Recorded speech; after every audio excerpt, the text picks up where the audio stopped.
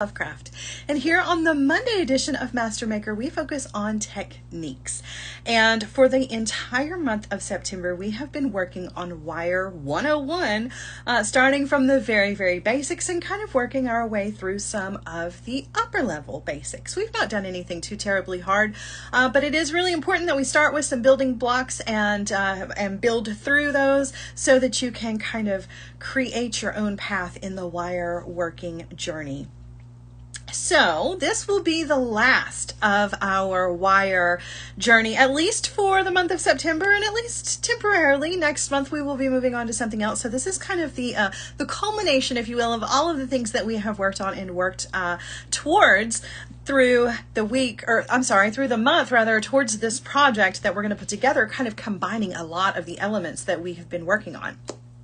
But before we get started with everything, I do want to do a little bit of housekeeping. I do want to say hello to some people, and I do want to share some thanks as well. So first and foremost, hello to Bonnie. Hi, Mary, Debbie, Brooke. It is so good to see everybody. Hi, Gina. How are you? It is really good to see you. I love our community, and we are growing every single day. All right, so a couple of things to keep in mind as we are going through the show today. You can hit that buy button at the bottom of the screen at any point, and it's going to pull up all of the items that are in today's show.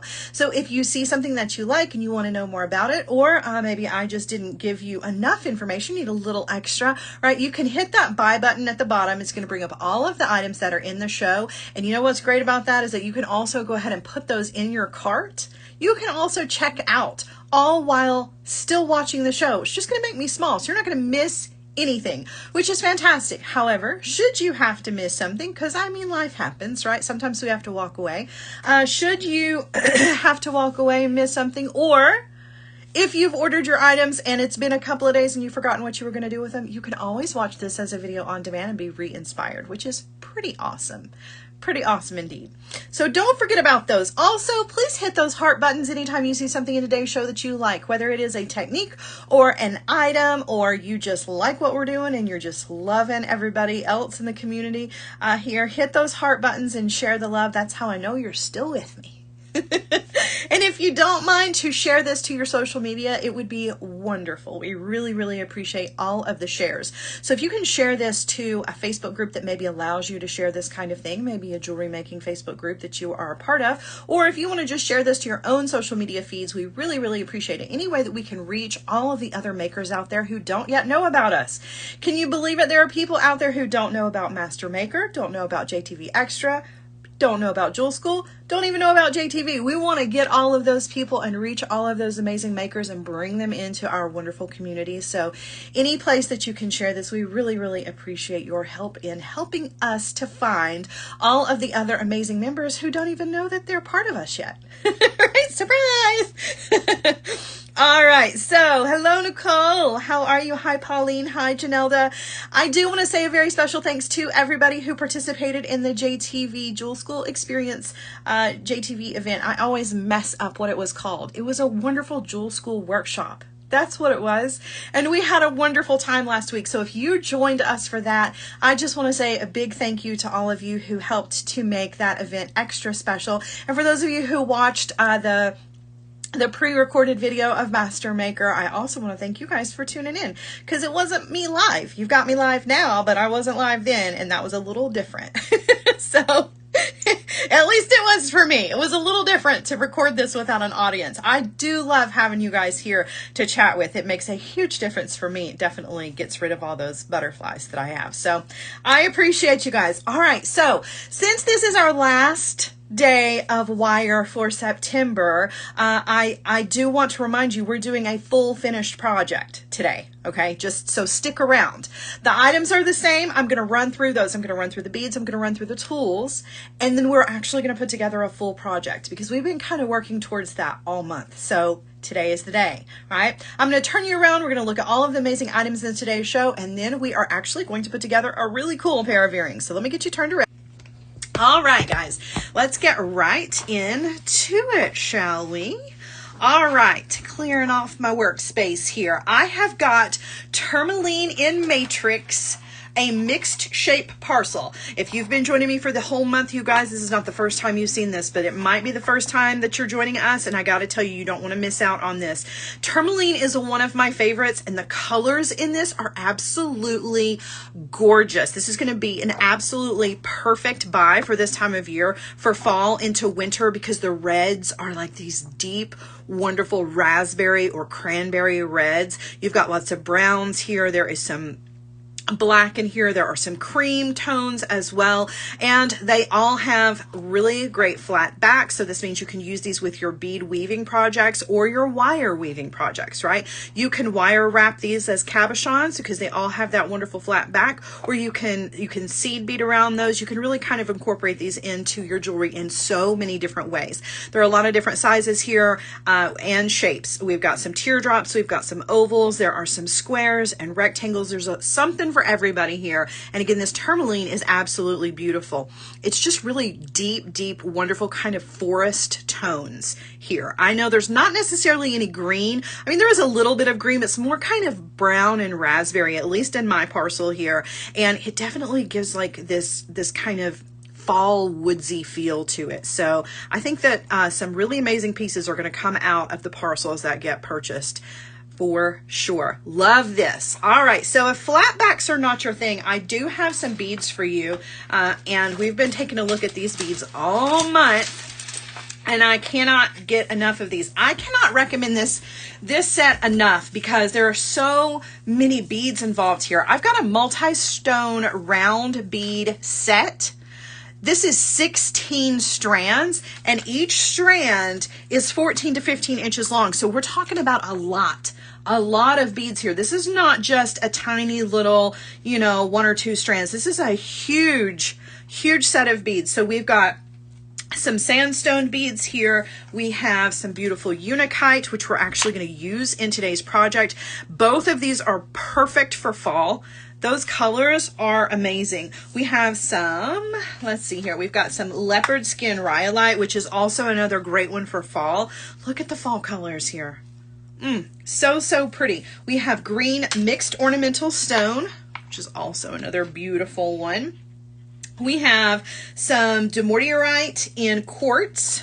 So if you're looking for blues, I've got you covered. I've got some blue tiger eye, which is absolutely beautiful. I also have a strand of lapis. Right. We've got a strand of larvacite, which has also got a beautiful flash to it. So pretty. I've got 2 strands of rose quartz. If you need a little pink in your life, those are absolutely beautiful. And let's see here. What else have I got? I've got some multicolored quartzite. I'm not stopping, guys. 16 strands. We've got a lot to go through here, right? That's why I say this is such a wonderful buy, because there are 16 strands that are 14 to 15 inches long each. That's a lot of beads. I've got tiger eye. And remember, there's a blue tiger eye in here as well. So I've got the yellow tiger eye. There are 2 strands of beautiful carnelian. I've got 1 strand that is off of the strand, which we've kind of been using this week. This month. I've got sodalite. And then last but not least, I have sky blue quartzite. Guys, that's a ton. That's a ton of beads, and they're all in that 6mm range. And that 6mm we've talked about before is really kind of the sweet spot in jewelry making. It's really one of those beads that you can either use this as the large bead in your design, but it's still small enough to be the large bead in things like your seed beading projects, right? If you need some focals, a 6mm is a great size for that. So this can be the larger bead, mix it with some of your smaller beads, or this can be the spacer bead with some of your chunkier beads, which is fantastic because it makes it really versatile, which gives it a huge amount of opportunity to be used in your jewelry making designs. And then this enormous color palette that we have here. Like, there's a ton of color to choose from. There's something for spring, there's something for fall, there's something for winter. There really is something for any season or any jewelry making need that you want here, because there are so many colors here. These are going to look amazing with neutrals. They're going to look great mixed with other solid colors. It's just a whole lot of yummy beady goodness. It's a great way to stock up, and that is one of the things that I love to do, is to stock up on things. So every time I see one of these buys like this where there are 16 strands of something, I get really, really excited, because I know from experience how long 16 strands of beads is going to last me project wise. You know what I'm saying? Like, I can make a whole booth, a whole craft fair table out of stuff with these 16 strands, and probably have a little bit left over depending on how I use those, right? All right, so we're going to sit these to the side. So that is all of the beady goodness in our show today, but that's not all that I have. I've got two different things of wire for you guys. So first up, I've got some 18 gauge tarnish resistant silver wire. This is approximately 8 yards, and I've been using this throughout the month of September, just kind of working on, you know, trying to come up with some samples for things that we're going to be doing for the month of September, which we've already done. And you can see I've used some of this, and there's still a ton left over. So I've been using this you know, a little bit every single week. And I gotta say 8 yards is that's gonna make it a long way, even for somebody like me who uses 18 gauge wire for components, right? I use this to make focals. I use this to make armatures for things. I use this 18 gauge wire for a lot of things, and I still have a ton left over. So that's gonna be a great buy on that beautiful silver color. So maybe silver is not your thing. I've got some copper for you as well. Now, the copper set that I have, there's a whole lot of. And again, this is sort of like the beads. This is a great way to stock up. So let me start with the smallest gauge. Now, keep in mind, all of this is all together in one kit. Okay, so this is an assorted mix of wire here. We've got 28 gauge of the copper wire, which is a nice super thin wire. You're going to be able to use this to wire crochet. You're going to use this for, you know, anything where you need a really fine wire. I like this for wire knitting. I also like this for gemstone beads that maybe have a smaller drill hole. So that 28 gauge wire is great for that, as well as the 26 gauge. The 26 gauge is just a little bit thicker than that 28 gauge. The 26 gauge is the wire that I go to for any wire weaving. A lot of times I'll use, like, my core wires are normally like an 18 gauge wire. Like I said, I use those 18 gauge wires for a lot of things. But then for the actual weave itself, I tend to go for the 26. A lot of people, it's either or, 26 or 28. So the fact that you've got both of these means that you can kind of pick and choose which one you like the best, and then use the other for other projects, which is awesome. All right, so that's not all. We've got 22 gauge wire as well. This is my go-to for absolutely everything. So if you've been watching me for a while, you know that 22 gauge is the one that I will go to for wrapped loops, simple loops, knotted head pins, and things like that. Where other people kind of gravitate towards the 20 gauge, I love the 22 gauge. I do find that you're kind of in either or camp. So guess what? I've got two of the 20 gauge for those of you who love the 20 gauge as well. So you're getting so far 28, 26, 22, 2 of the 20. Again, 20 is perfect. It's sort of what I use my 22 for. This is great for, number one, ear wires like we've been working on this month. It is also great for wrapped loops, simple loops, things like that. Anything you can use the 22 for, you can use the 20 for. So those are most definitely interchangeable. Most people are one or the other. So then you just use the other for extra other projects that you've got going on. And then, of course, we have the 18 gauge in the copper, which is nice because we've been using this one to make some focals and some components. This month, we're going to be using this to make our earring component out of today. Another great wire to have on hand, and that's not it. So there's 6 of those, and then I also have 2 other thick gauges here. So I've got some 16 gauge and I have some 14 gauge also in the round. These are perfect for making bangle bracelets and, again, armatures. If you're going to use your wire in craft projects, if you like to make sun catchers or you like to make holiday crafts, this larger wire is perfect for that because it's nice and thick. It's going to really hold its shape. So that's why this is a great core wire for bangle bracelets and other projects where you really need that structure. And then last but not least, I have 2 packages here of half round wire. I've got 20 and 12. These are fantastic wires for bundling other wires. So if you are just beginning your wire journey, you're going to find yourself at one point or another where you're going to have several wires that you're going to need to bind together or wrap together. A half round wire is perfect for that because it is flat, as you can see, on one side, and then it has the look of round wire on the other side, so that you can very easily bundle wires together. Square wires, it's really good for square wires because they already have that flat surface. You wrap this around several of those and you've got that beautiful curved wire look. So this is a great wire to have on hand. Again, that's in 2 different sizes. So you've got the 12 and you've got the 20. The 20 is a bit smaller, so this is going to work for some of your smaller projects, but it's the same great thing. It's got that flat. You can see how flat that surface is on one side, and then it has the round surface on the other side. So it makes it look like round wire, but you have the versatility of the flat side to really kind of get things nice and tight when you're working with wire. All right, so that was, there's 3, 4, so 4 packages, 5, 6, 7, 8, 9, 10. This is a huge kit of wire. Again, we've got 14, 16, 18, 20, 22, and 28 in round, and then the 12 and the 20 in half round. This is a wonderful opportunity to stock up on wire. Just like stocking up on those beads, if you stock up on the wire, this is going to last you for a while, for sure. All right, so once you've stocked up on all of the wire that you need, then you're going to need some tools for this, right? You're going to need some things to use to create amazing things with it. So first and foremost, I want to start out with our mandrels because these are so much fun, and we've been using these to create some shapes with. I have got right here a wooden mandrel set of 6 in different diameters, so, and they're all marked, which is fantastic. So this one is a 1 inch, it's a 25.4 millimeter. This one is a 22.2.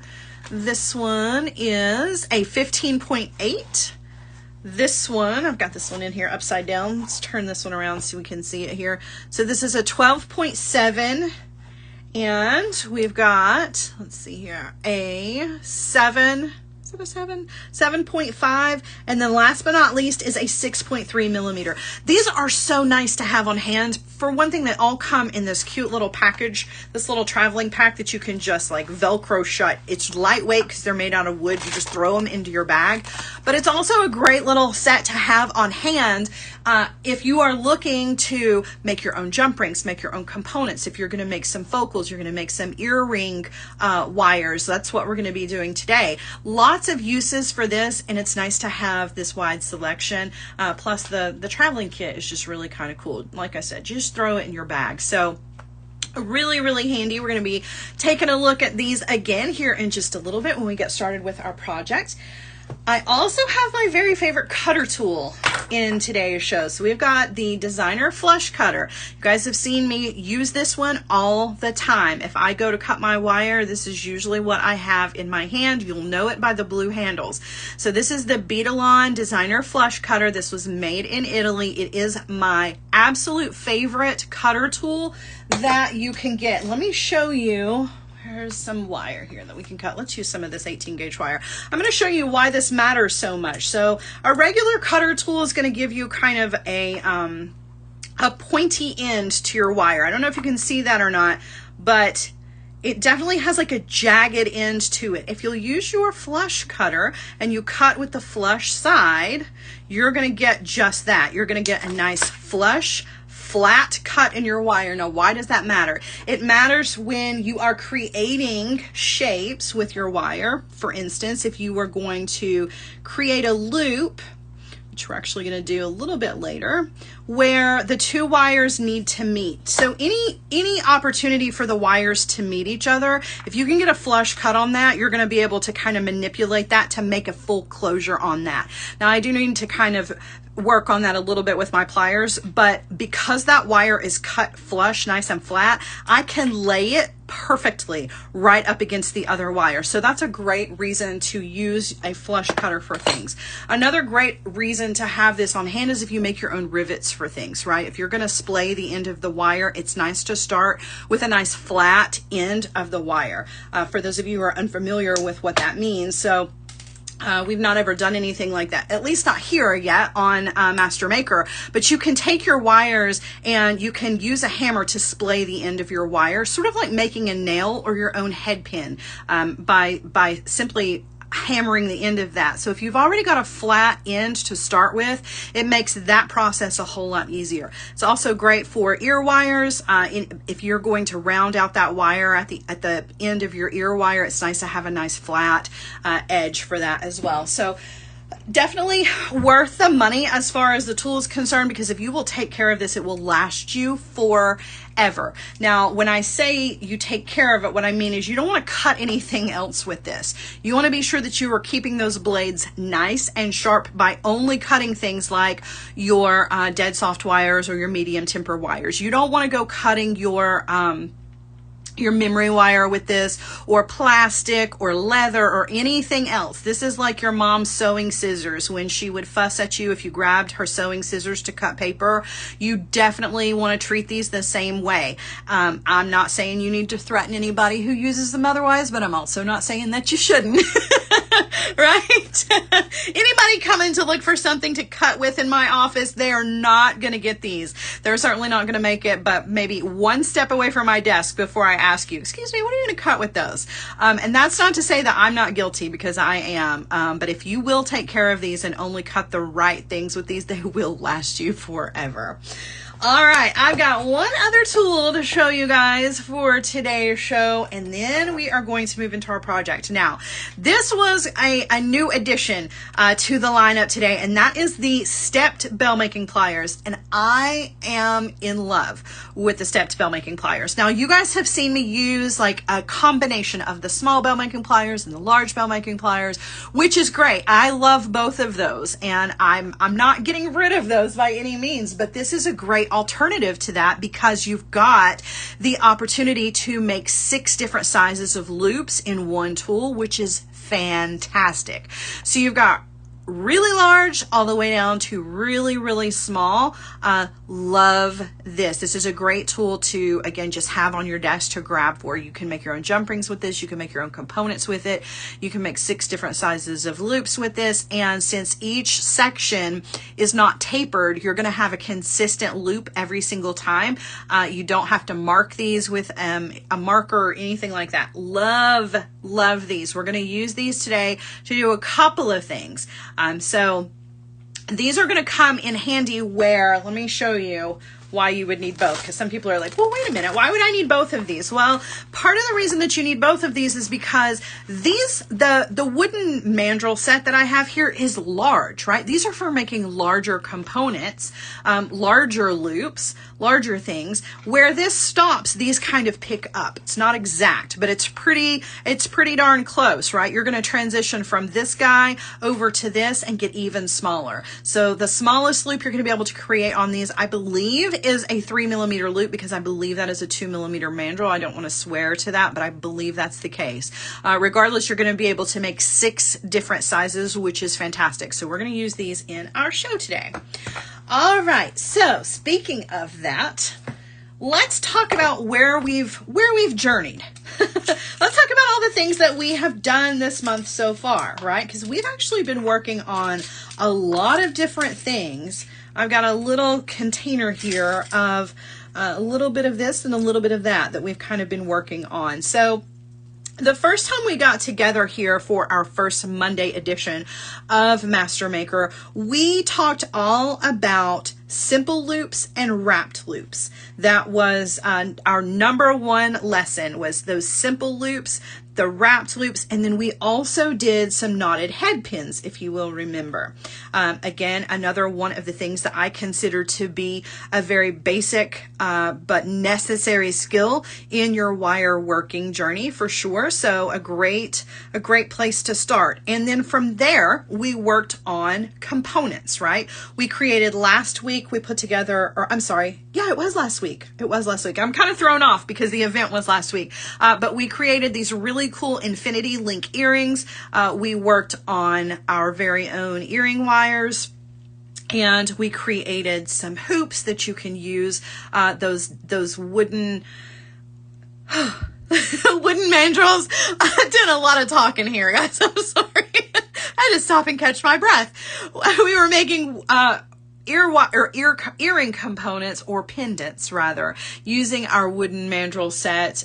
So I showed you just a few of the things that you can do. We did some hooks and rings for clasps, lots of fun things that you can do with wire, right? So we've been building our skills, right? So we've built our way up to where we are today. And let me show you what it is that we're going to do today, combining a lot of the lessons that we have learned throughout the month. So today we are going to take all of those skills and we're going to put together a really fun pair of earrings. This is a large pair of earrings, and I realize not everyone is into large earrings, so you most definitely can turn this into a pendant instead. But we are using a lot of different techniques that we have been working on throughout the month to get to this point.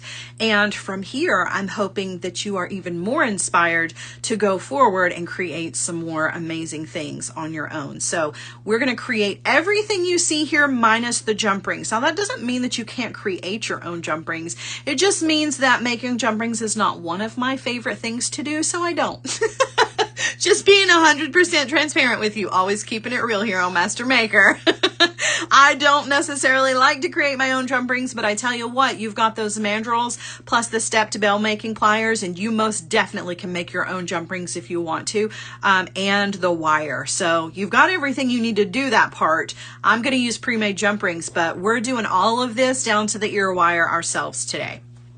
All right, so let's put this together, shall we? We're going to start out creating this outer component, our teardrop shaped component here. And then we are going to wire wrap on it a little bit to create our loops. We're going to do some knotted head pins, some wrapped loops, and then we're going to create our ear wire as well. So we really are combining all of the things that we've been learning over the past couple of weeks to bring those together to put together a finished piece. All right, so we're going to start out with 4 inches of 18 gauge wire. Now you can use the copper, you can use silver, you can use any of the ones that you want to. I'm using the copper because I do have that amazing bundle of wire in copper. So 4 inches of the copper wire, and I am also going to be using my stepped bell making pliers here. So I'm going to use the smallest mandrel, and either one of these is fine. You can use the smallest or the next size up to create 2 loops on either end of my wire. First and foremost, I want to check to make sure that I have a flush cut on each end. If I do not, I'm going to come back in with that flush cutter and I'm going to cut that wire off so that it is nice and flush. All right, so I'm going to grab that wire right at the tip, and I'm going to roll back to create a P shape, or a backwards P shape in this instance, with my wire. I'm just going to kind of straighten that up just a little bit. Okay. And then I'm going to do the exact same thing on the other side, and I want that P shape to come kind of going towards that one. So they're both going to be facing each other when I get finished. So you can see I've got a loop on either end.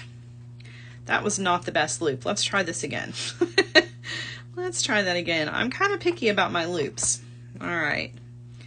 You know what? I'm going to cut a new piece of wire. That's how picky I am. That's how picky I am. I'm going to get a new piece of wire. I don't know, something about that one just wasn't quite what I was going for. Let's see, where is our...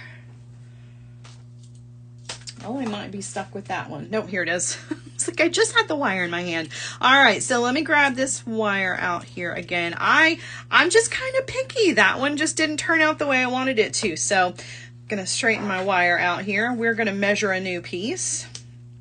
And that's all right, because it gives us the opportunity to use our flush cutter on this as well. So, all right, I'll come in, measure out my wire right at 4 inches, and I'm going to use my cutter tool to trim so I've got a nice flush cut on that side, and I need to trim off this side so that I've got a nice flush cut on that one as well.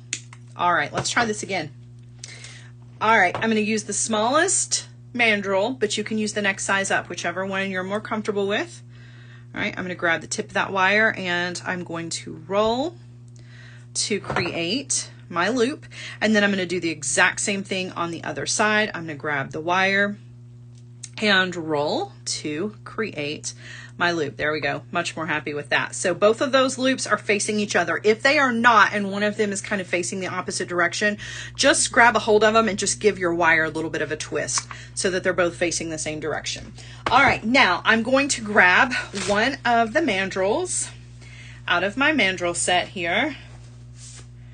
I'm going to be using the 22.2 millimeter mandrel. I'm going to lay that wire right across it. I'm going to hold it with my thumb, and then I'm just going to guide the wire around the tool with my fingers to create this teardrop shape.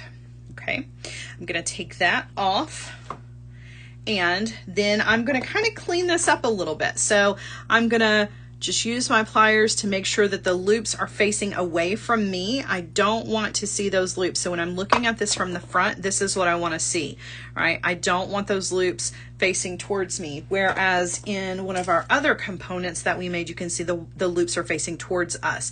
This one, I want those facing away from me. And I am going to work harden this just slightly. So this is an 18 gauge wire, but it does need a little extra work hardening because this is a soft wire. So I want to be sure that my loops are off to the side so that this will lay flat. And I'm just going to use my nylon hammer. You can use your rubber hammer, a rawhide mallet, whatever it is that you like to use to work harden. And this step is really important because we're going to be doing some wire wrapping onto this. And as we are wire wrapping, our fingers are really going to kind of warm this up, which is going to kind of cause it to be a little softer than we want it to be. I don't want it to lose its shape much. So definitely want to take a couple of minutes to work harden, right? And then just double check that. Okay, so we are also going to be grabbing some 22 gauge wire. So I'm going to grab, let's see, where's our 22? All right, so I'm going to grab several inches of the 22 gauge wire for our wire wrapped part of this. I'm going to use about 12 inches, maybe a little bit more than 12 inches. That's what I'm going to cut. Probably won't take that much, but I always like to cut more wire than I need. All right. And I'm going to lay this wire across the component on one side. So for me, I'm going to lay it across the component on the right side. You can start on the left. It's totally up to you. Also, you can kind of scoot this around as you're working, so it doesn't matter where you start so much. But what you want to do is you want to anchor this wire to your component with about 3 or 4 wire wraps. And I like to try to avoid going through the center, at least until I get it hooked on there at least once. You saw how I kind of navigated around the edge here. But now that I've got at least one wrap on here, I can very gently go through the center. Again, it's 18 gauge wire, so it's nice and strong, but you don't want to distort your teardrop shape if you can avoid it. All right, so I've wire wrapped around about 3 times, and I am now in position to create some loops. We're going to do 5 loops on our component. Let me refer back to the sample here so you can see what it is that we're doing. But I'm going to be creating these loops.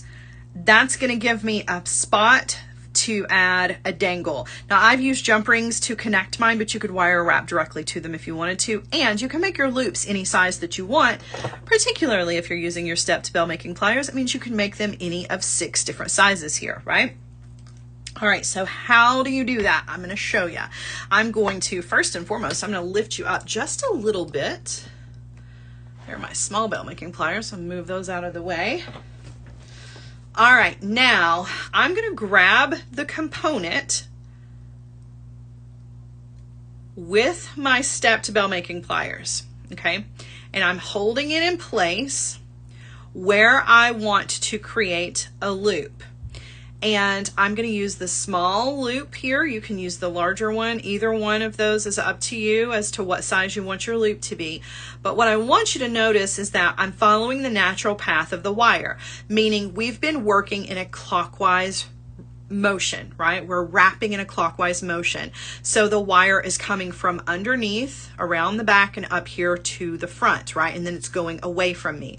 So I'm going to guide the wire around the tool to make my loop, but I don't want to bring my wire to the front of the component because it's already coming from the front of the component. So following that natural path of the wire means that instead of going to the front of the component, I'm coming to the back, and that's not going to mess up the natural wrapping motion that we do here. So I'm going to hold that in place, and then directly next to that, I'm going to wire wrap about 3 times.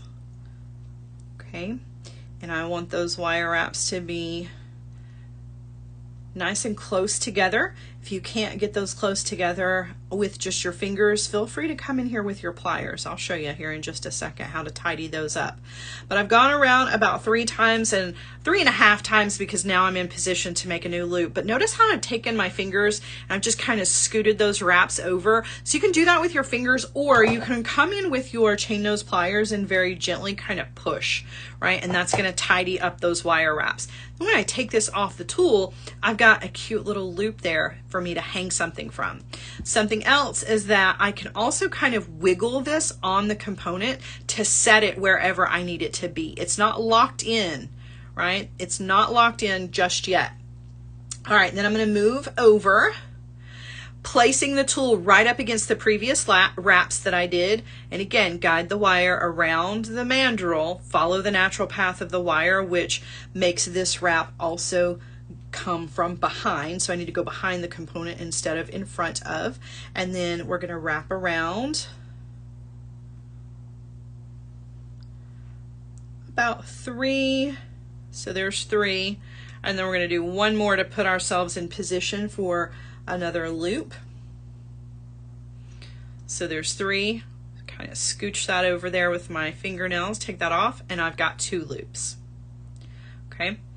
And this will be loop number 3. This is the one that I'm going to want to have in the center. So at this point, I can kind of scooch everything over, just kind of eyeball it so that I can say, okay, this one definitely is going to fall in the center. And even if it's a little off, I can still kind of wiggle things around a little bit. But place that back on the tool, guide the wire, and then you're going to wire wrap.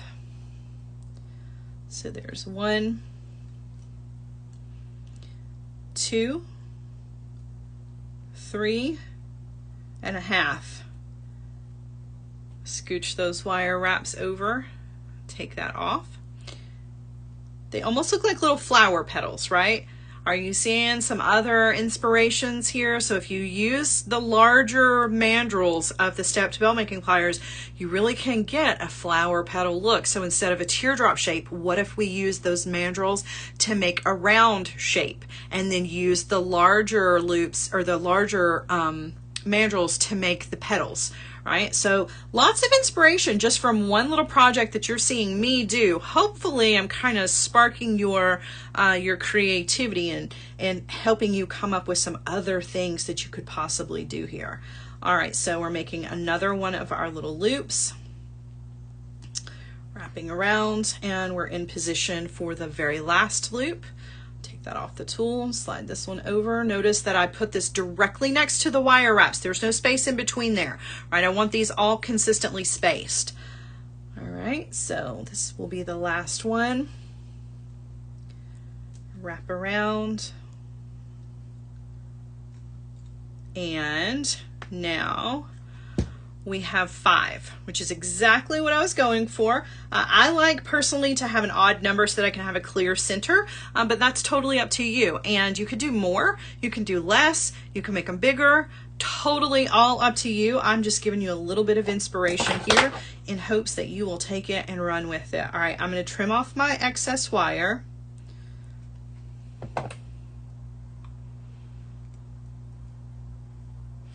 Oh, thank you, Janilda. Janilda says, learn something new every day. And so far, I've learned 2 new things just from Sara. That's pretty awesome. Thank you. Thank you. Thank you. I always hope to be inspiring you and teaching you.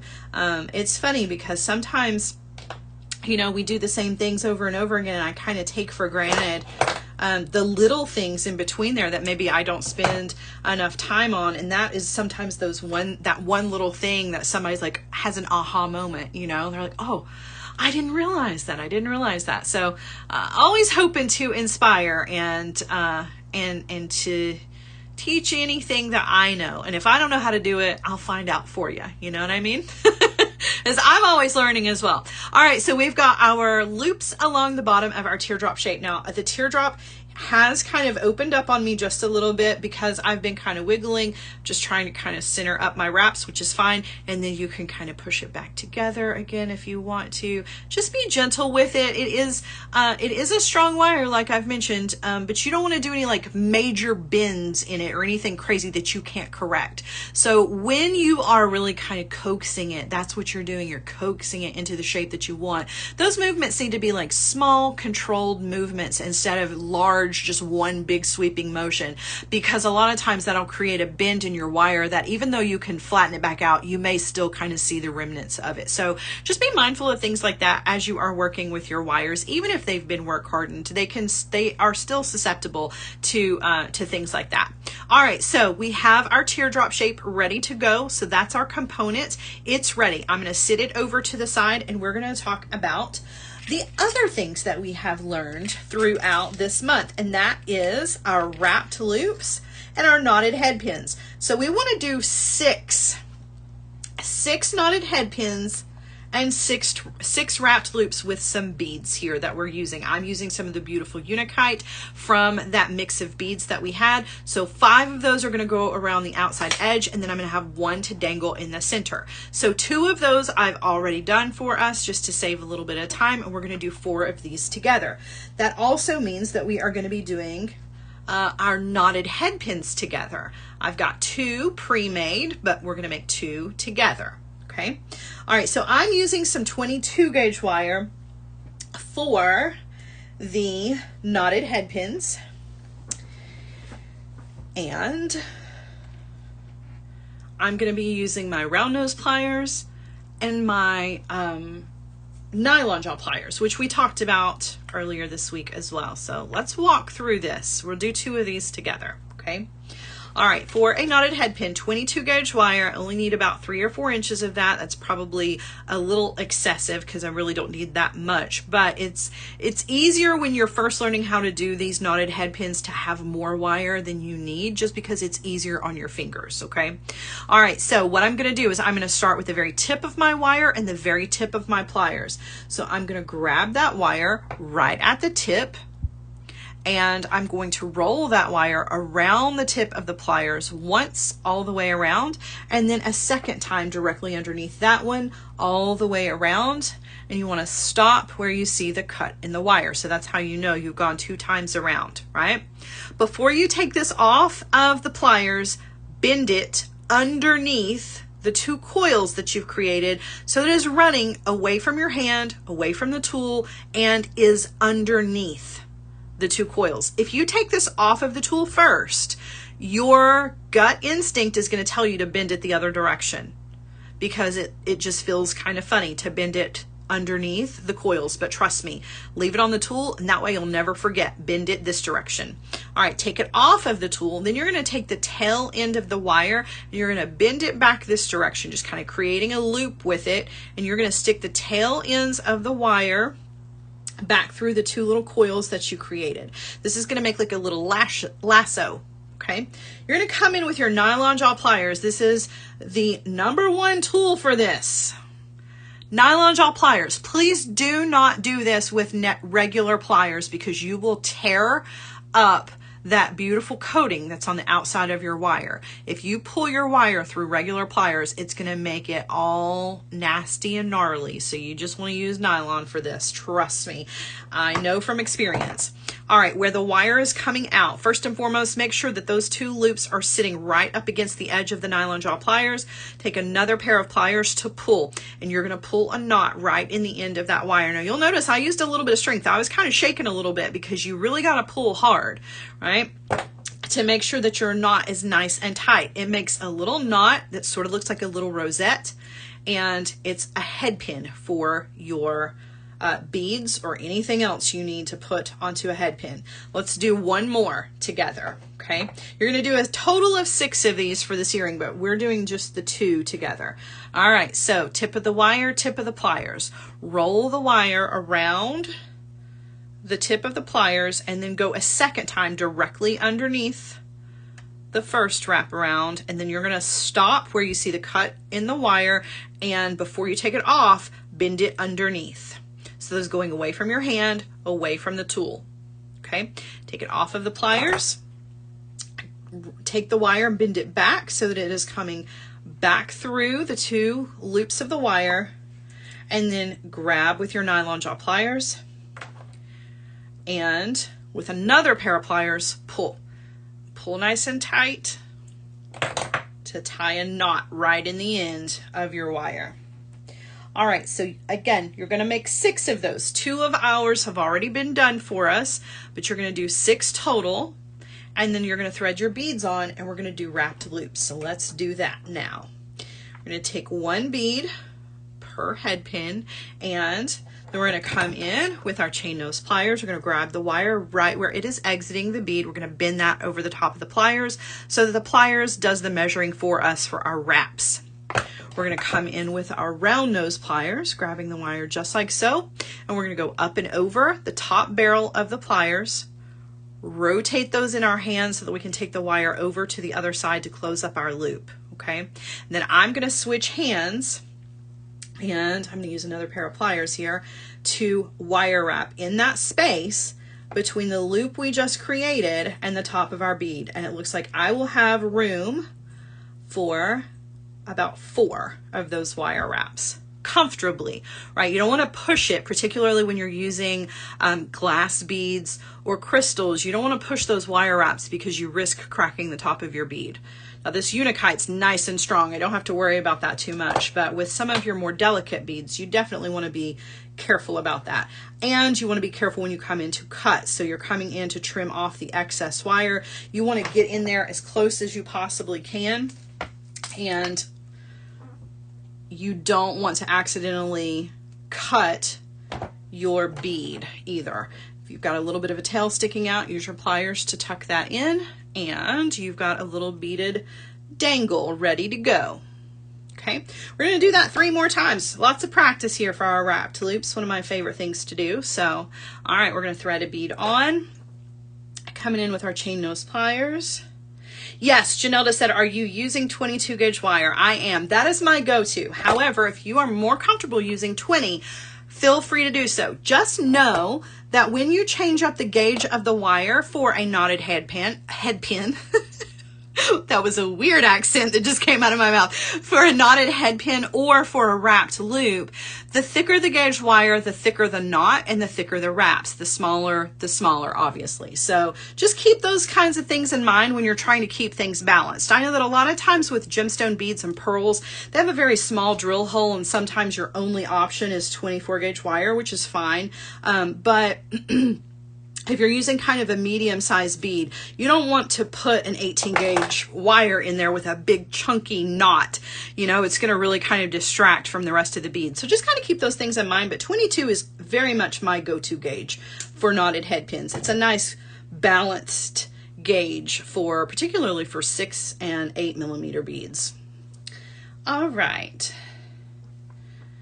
2 more. Okay. And then we're going to start putting all of this together.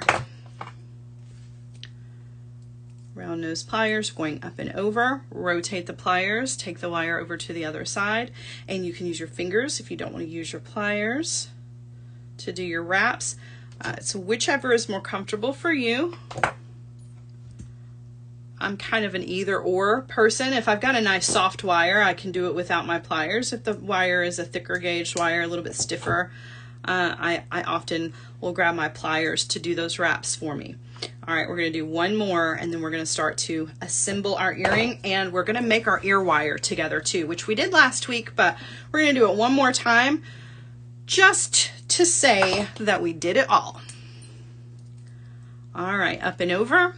Rotate the pliers, take the wire over to the other side, and then again wire wrapping in that space, and then you're going to come in with your cutter tool to trim off the excess. Okay, and if you need to tuck in your little tail, you can do that as well. All right, now I'm going to start assembling this, and then we'll do our ear wire at the end. So I'm going to use some pre-made jump rings, but feel free to make your own. These, I got lucky, and these really match perfectly with the wire that I'm already using. The good thing about making your own jump rings, your own head pins and things like that is it all matches, right? You don't have to worry about, well, do the pre-made ones match the wire that I'm using? Is it the same color tone? Because a lot of times it's all a little bit different. So it's nice to be able to make your own, but I got lucky. So all right, I'm going to take a jump ring between two pairs of pliers. That's my favorite way to open a jump ring and the best way to do it. So I'm going to hold that between two pairs of pliers, and then I'm only using one to twist. I twist to open and then twist to close. You just want to be sure you get a good closure on it when you close it back. But a twist to open is all you need to do. We're going to thread that on to one of our loops, and then we're going to attach one of our dangles to that. And again, holding between two pairs of pliers and then twist to close. All right, so you can see how that's going to hang just like that. All right, we're going to do another one. So again, twist, thread that on to one of the loops that we made, add one of our wrapped loops with our bead, close that back. Just one more.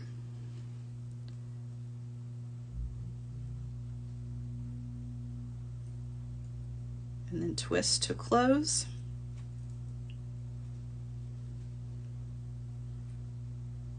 Okay, there's another one. Twist to open, thread that on, add our bead, twist to close. Always kind of making sure you're getting a good closure on that. You don't want any of those beads sneaking out, right? Don't want those making their way onto the floor. Now, I am using jump rings here, obviously. However, you could skip the jump rings altogether, and when you are doing your wrapped loops, you could wire wrap those directly to the loop here and leave the jump ring out completely. So that's always an option, and it makes it a little bit shorter, right? Because the jump rings are kind of elongating everything. To leave the jump ring out is going to make everything just a little bit shorter, because I know this is kind of a big earring for some people. So if you want to save your length, you can always use that. All right, so now for the center here, I want to show you, I wanted my bead to hang a little bit lower than center. So this is the sample. You can see I'm actually using 3 jump rings from my connection point here. So it's actually 4 total. 1 is the connection point for my component, and then the other 3 are just the length so that my bead hangs in the more open rounded part of my component. Now if you want yours shorter, you don't need to use all these jump rings, but for me personally it was just kind of a design choice that's where I wanted that bead to hang, so that's why I'm using a series of jump rings instead of just a single. So I'm going to twist to open, I'm going to thread on my bead, and then I'm going to twist to close that back, and then I'm just going to make essentially just a little chain out of my jump rings. So I'm going to take another one, attach it to that one, twist that back, take another one. It does, Susie. Susie says time flies. I'm telling you, an hour goes by so quickly when we're here together. All right, I'm going to twist. The good news is that you can catch Master Maker again on Friday afternoon at 4 p.m. We are on that Master Maker, we do a little bit different, but still a whole lot of fun. So if you want to see even more projects and beady goodness with me Fridays at 4 p.m. on JTV Extra for Master Maker. That's our Friday edition, where we're not so much focused on techniques as we are just really cool specialty findings and focals and clasps and cool components like that. All right, so this is my fourth jump ring. This is the one that's really going to kind of connect everything together. So I'm going to hook it to one of the loops on my component. It has my other jump rings and my dangle hanging from it, and then I'm also going to hook the other side, the other loop on the other side of my component on here, and then I'm going to twist to close that. So now we have closed our component up, and the last thing to add to this is our ear wire, which we have not made yet, but we are going to do together right now. So I like to use 20 gauge wire for my ear wires. I just find that the 22 gauge is a little too thin and the 18 gauge is a little too thick and can be a little uncomfortable for customers to wear. So 20 is that sweet spot for ear wires, but it's totally up to you. Even though I'm using the 20 gauge, I'm still going to work harden it just a little bit. So even though I say it's the sweet spot, it doesn't necessarily mean that it doesn't need a little extra. All right, so I'm going to sit my earring to the side here, and I'm going to use a small piece of 20 gauge wire. It doesn't take a lot for this. All right, so I'm just going to kind of straighten this wire out just a little bit. I can use my nylon jaw pliers to do that too. Okay. All right, one of the first things that I want to do is I want to make sure that I've got a flush cut on the end of that wire, which I do. That's perfect. All right, I'm going to use my stepped bell making pliers for this. And I'm going to use either one of the small ones. You can use the smallest or the next size up. It's completely up to you. I'm going to use the smallest. I'm going to grab the tip of the wire and I'm going to just turn a loop just like we did with our component. So I've got a little P shape here. Okay, now I'm going to use the largest part of the stepped bell making pliers. So I'm using this back here, the larger of the two. I'm going to grab my wire with that P shape sitting right up against the tool. You can see it's literally sitting on the mandrel. I'm going to guide the wire up and over the large barrel of the pliers, just like so. And then I'm going to take this off of the tool. I got it kind of twisted a little bit. I'm going to twist it back. All right, so it looks like a little shepherd's hook, right? All right, now I'm going to come in with my cutter tool, and I use my cutter tool as my measuring guide as well, so that every single one of my ear wires, they're always the same size because of where I cut them. And to do that, I place them in my cutter so that that loop is literally sitting on the flat section of my cutter tool. If you'll do that with every single one of these, you'll always cut them at the exact same length, right? So I trim. Now that doesn't look like much at the moment, right? Doesn't really look like an ear wire. So I'm going to take my chain nose pliers. I'm going to grab the very tip of that, and I'm just going to give it a little bend, and then I'm also going to kind of open it up with my fingers a little bit. Now it looks like an ear wire, and other than lever back or lever back, however you say it, tomato, it's one of the most comfortable ear wires there is. It's nice and rounded, so it sits really nicely in your ear. Super, super comfortable. So if you struggle with finding comfortable ear wires, I definitely recommend giving this one a try. Now, I do need to work harden this, so I'm going to put this on the block, and I'm going to work harden it.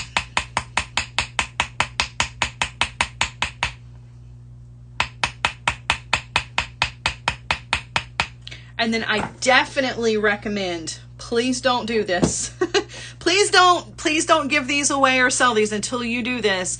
Use an emery board or a wire rounder tip to sand off the end of the wire here.